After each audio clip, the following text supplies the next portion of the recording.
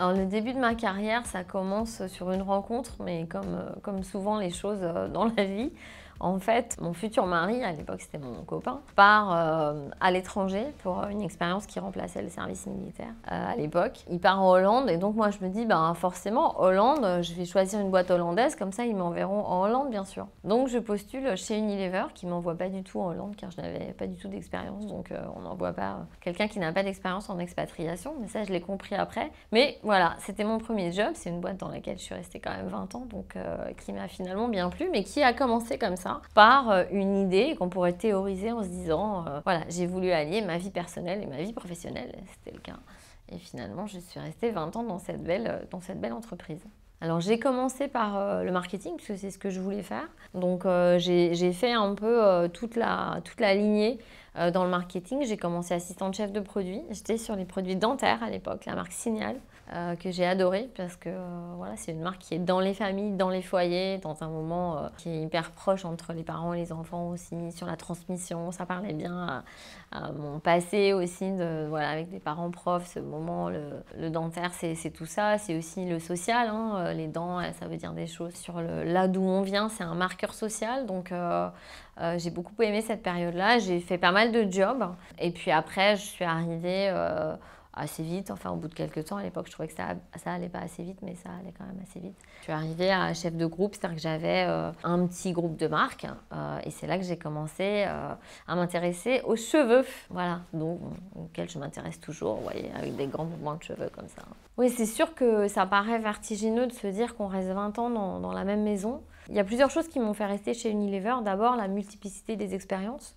C'est vrai que j'ai passé 10 ans en France où j'ai vraiment appris mon métier et 10 ans ça passe vite en fait quand on apprend un métier complexe. Et ensuite j'ai passé 10 ans à l'étranger, j'ai vécu 2 ans en Inde, j'ai passé 4 ans à Singapour, j'ai passé quelques années aussi à Londres au siège d'Unilever, donc c'était assez varié. À chaque fois c'était finalement une nouvelle expérience où c'était comme si je recommençais presque à zéro mais dans un environnement que je connaissais, avec une culture que je connaissais.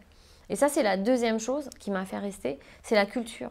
Unilever, c'est une boîte qui accorde énormément d'importance à l'humain, où j'ai fait énormément de travail sur l'inclusion, les biais cognitifs, sur la diversité, qui me servent énormément aujourd'hui.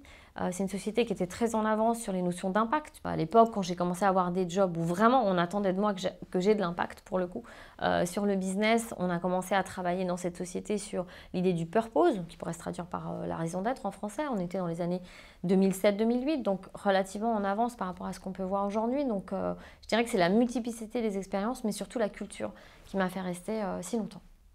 C'est toujours difficile de donner des conseils. Je vais faire plutôt un partage d'expérience. En fait, il me semble que pour être heureux, puisque c'est finalement ce qu'on cherche, il faut être assez clair sur là où on veut aller. C'est-à-dire quel type de job, quel type de responsabilité, sans forcément mettre un titre, mais voilà, quel type de quotidien, quel type de niveau de pression. Donc être assez clair sur la destination, mais être assez flexible sur les étapes par lesquelles on passe. Parce que finalement, si je regarde ce que j'ai fait dans ma vie, je voulais des jobs avec de l'impact, je voulais des responsabilités pour pouvoir faire des choses. Je voulais avoir plus d'aisance financière que mes parents. Bon, c'est pas difficile, mais bon, clairement, c'était quand même voilà, c'était une vision que j'avais. Mais je ne savais pas trop comment. Je voulais partir à l'étranger, mais je ne savais pas trop comment tout ça allait se faire. Et sur le comment, j'étais assez flexible. J'ai accepté des changements de carrière qui étaient atypiques. Je suis partie dans des pays où peu de gens partaient à l'époque, comme l'Inde en particulier, mais même Singapour à l'époque. Peu de gens allaient à Singapour. C'était pas des choses prévues. Voilà. Donc je dirais que c'est ça pour moi le conseil. Ne pas perdre de vue la destination. Et là-dedans, il y a la culture des boîtes dans lesquelles on va.